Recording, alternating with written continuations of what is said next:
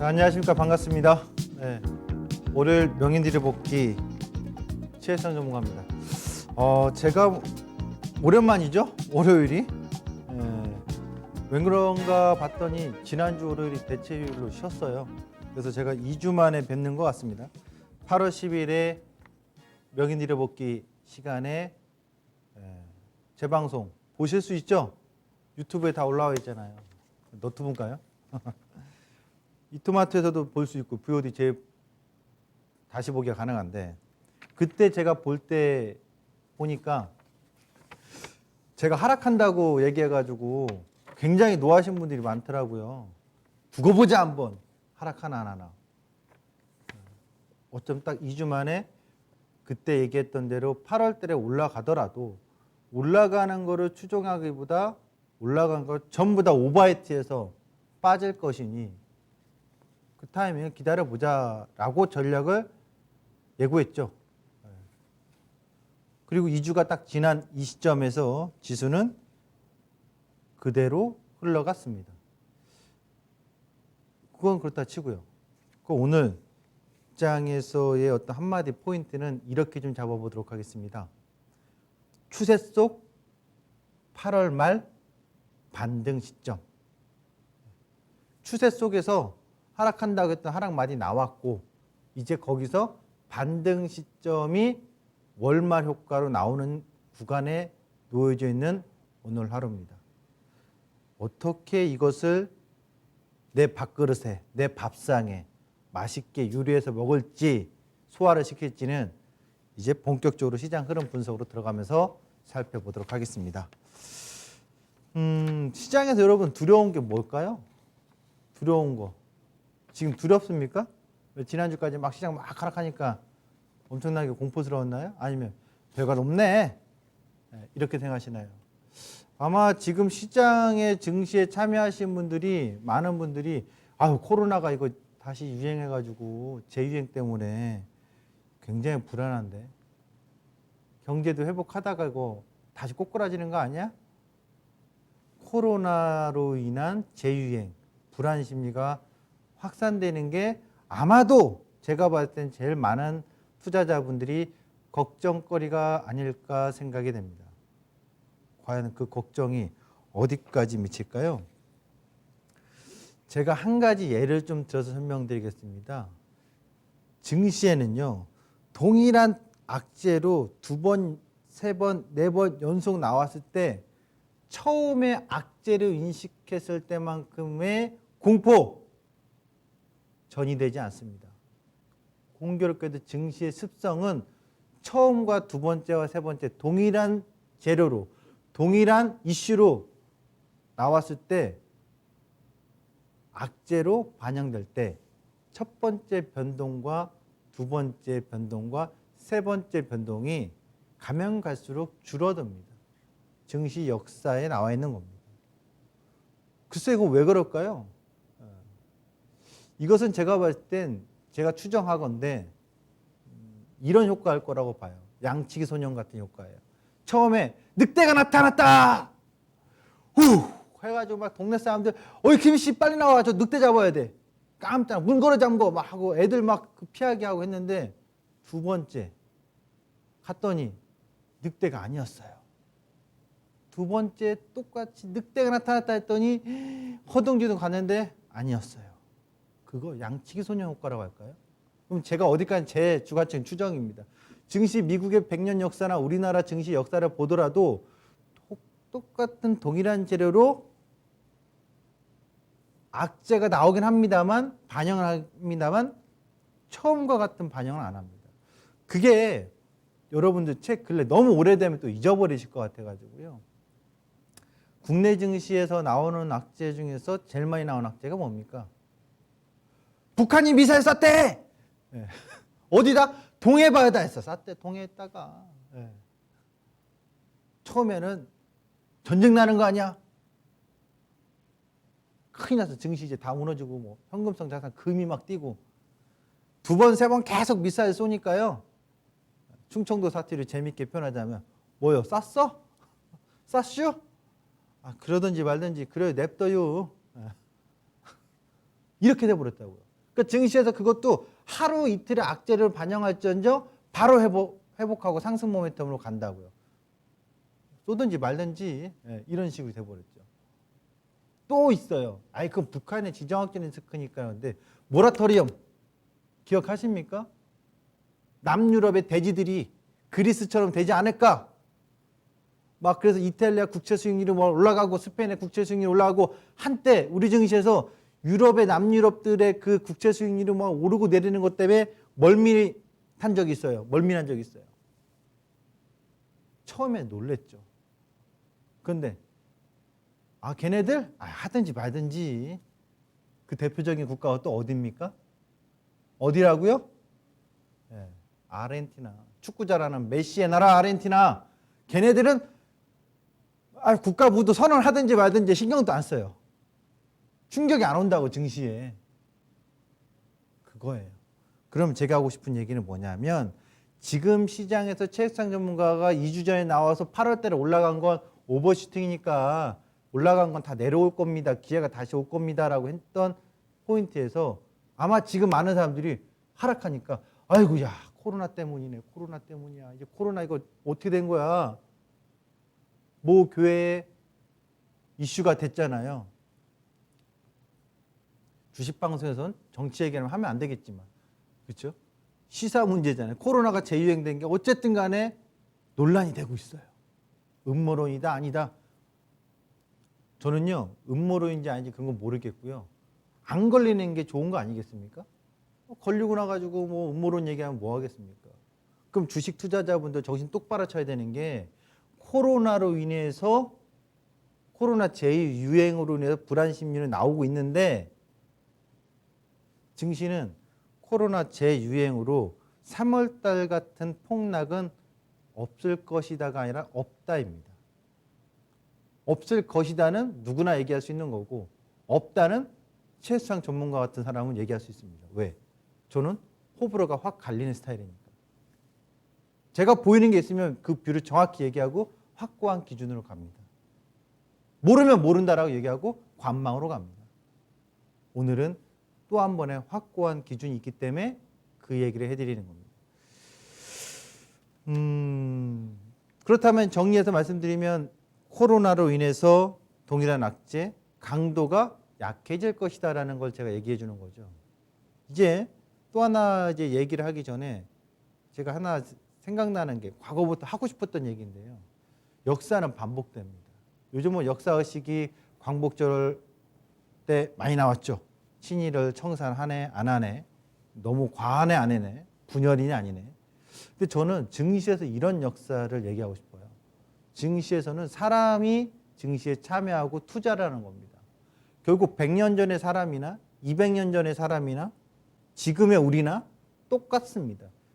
그때 당시 투자했던 사람들의 투자 마인드, 투자 심리와 지금 우리와 다를 게 하나도 없습니다. 다만 다른 점은 그들은 HTS, 핸드폰 쓸 줄 몰랐던 거고 없었으니까 우리는 할 줄 아는 거거든요. 그 얘기를 왜 하냐면 공교롭게도 제가 그 얘기했던 것 중에 하나가 스페인 독감의 종식 얘기를 해놨었어요. 그래서 아마 이게 또 그 너튜브에 올라가 있을 건데 스페인 독감이 종식이 어떻게 됐냐? 여러분 아십니까? 약이 나와서 백신이나 치료제가 아닙니다. 그냥 2년 만에 조용히 사라졌습니다. 아직도 미스테리입니다. 2018년도 6월에 시작을 해서 1차 유행기가 오고 5월, 6월에 봄에서 여름 가는 계절이잖아요. 그리고 9월, 10월에 여름에서 가을 가는 환절기 때 제2차 유행 대폭발을 하고 그 이듬해 2019년 봄에 다시 한번 3차 유행을 하고 그리고 사라져 버렸습니다. 하지만 당시 19억 명 정도 돼 있는 전 세계 인구에 뭐 많게는 5천만 명이 사망했다는 설도 있고 정확한 집계는 아닙니다만 최대치는 그렇게도 얘기하고 있고요. 평균 뭐 2천만에서 5천만이 사망했다고 합니다. 이번에 코로나19도요. 공교롭게 딱 100년에 한 번 온 시점입니다. 스페인 독감도 결국 호흡기 바이러스입니다. 코로나도 호흡기 바이러스입니다. 100년 만의 유행인지 몰라도 뭐 이건 어디까지 제가 혼자 생각한 주관적인 추정인데 그때처럼 스페인 독감과 같은 바이러스가 되지 않을까?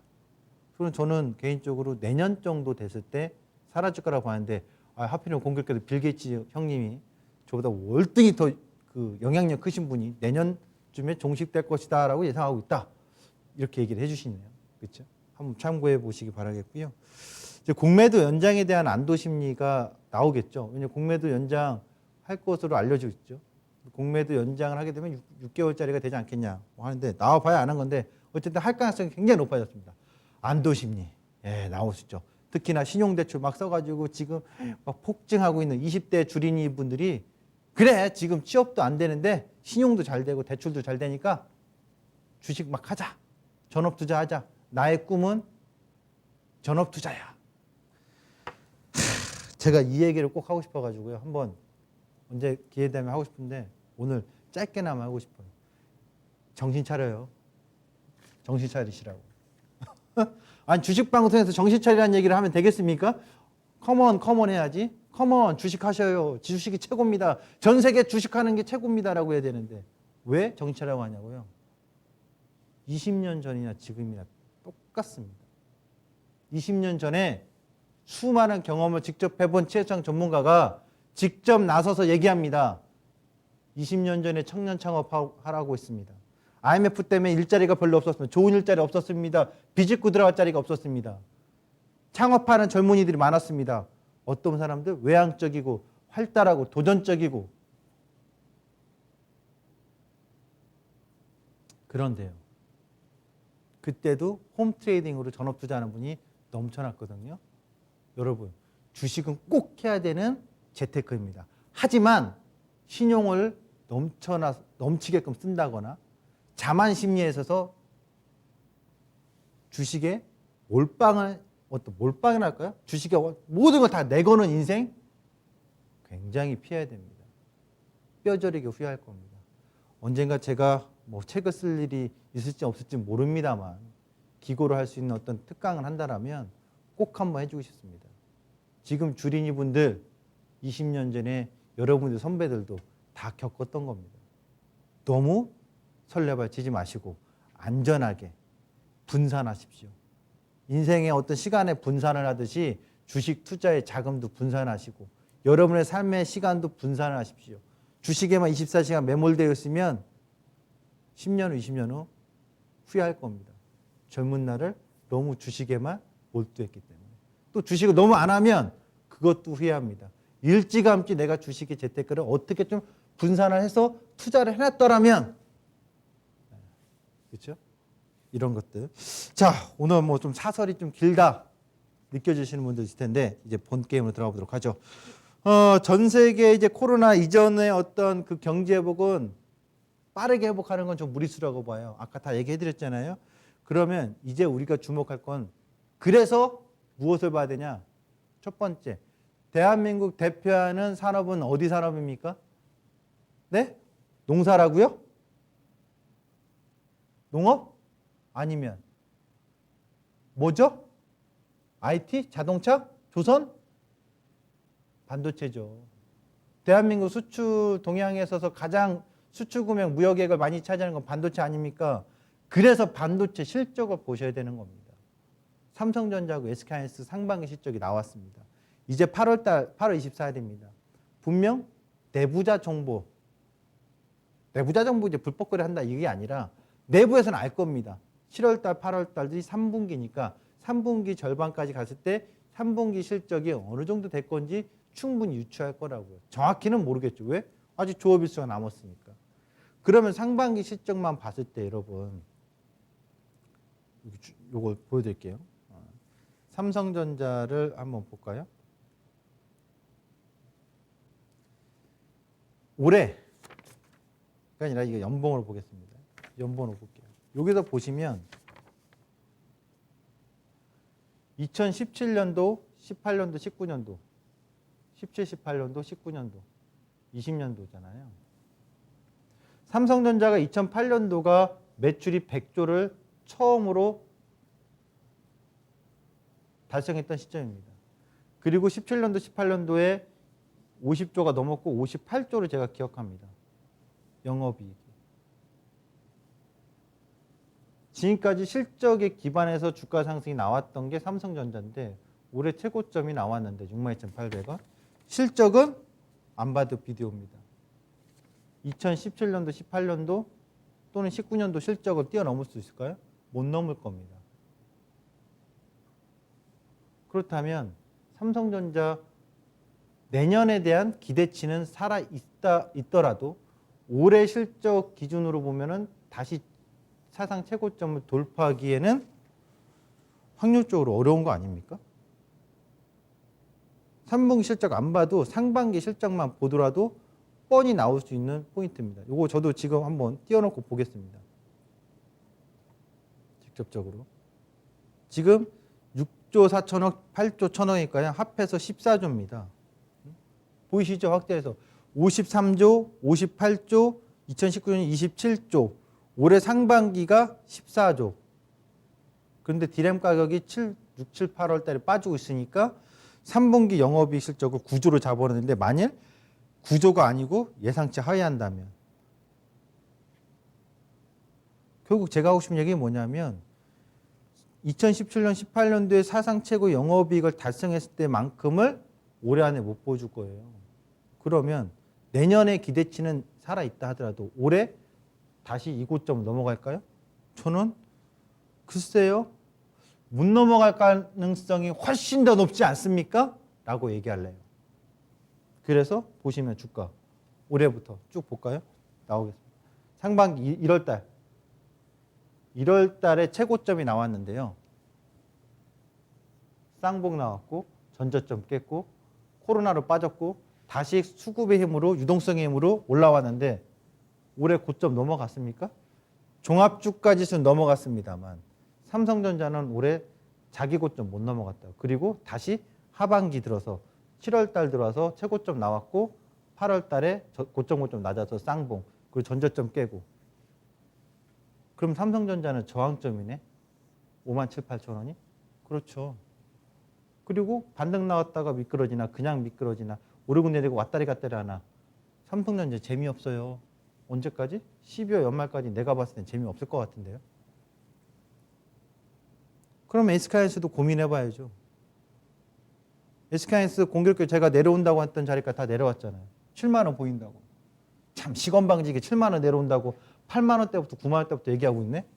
기분 나쁘라고 얘기한 게 아니라 이걸 정확히 들으시라는 얘기예요. 기억해달라는 얘기 아닙니까? 이때부터 개인 투자자들 계속 눌린 거 샀어. 눌린 거. 누가 샀어? 개인들이. 왜 사는지 모르겠다 했어 제가. SK하이닉스 좋지. SK하이닉스 이름하고 최수창하고 비교하면 누가 더 이름값이 있어? 당연히 SK하이닉스지. 하지만 이름값으로 야구하는 거 아니에요. 이름값으로 주식 투자하는 거 아니라고요.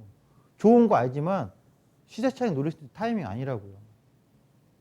그러면 대한민국 반도체 대표하는 두 기업이 3분기 실적이 나올 때쯤에 들어와서 좋지 않다면 주가는 더 흘러내려가겠죠. 그렇다면 결국 나머지 4분기에 역전 홈런을 치면 좋은데 4분기 실적 가지고 작년 영업이익 실적이나 재작년 영업이익 실적을 엎어버리기란 어렵겠죠. 그러면 뭐가 될까요? 일단 반도체 두 기업은 종합주가지수의 업이 아니라 다운 쪽으로 발목 잡는 쪽으로 영향을 미치겠죠. 그러면 종합주가지수가 다른 언택트 쪽 예를 들면 뭐 네이버나 카카오 아니면 뭐 2차 전지나 다른 산업 쪽, 좀 자동차나 뭔가 이쪽에서 세게 들어가 주지 않으면 종합주가지수는 점진적으로 다운될 것이고 만일 반도체 두 기업이 지지부진할 때 다른 쪽이 세게 가주면 지수는 그래도 버텨내겠죠. 그러면 오늘 제가 또 하나의 전략을 갖고 나왔습니다. 자료로 아예 직접 설명을 드리겠습니다. 자료 한번 띄워주시겠어요? 이겁니다. 8월 마지막 주 지그재그 반등 주목. 제가 예상하는 시나리오입니다. 고점 못 넘어갑니다. 이번 달 안으로 못 넘어갑니다. 이거 지난주에 사실 벌써 설명 다 해놓은 건데요. 종합주가지수가 아니라 지금 보시면 저게 이제 코스피 200이거든요. 326.22. 그거 못 넘어가요. 언제까지? 9월 중순까지. 그리고 반등은 나옵니다. 반등의 위치가 거기 보시면 연시가가 294.19예요. 종합주가수는 2201포인트입니다. 그런데 여기서 오늘 해줄게요. 종합주가지수든 코스피 200지수든 연시가 반드시 회귀합니다.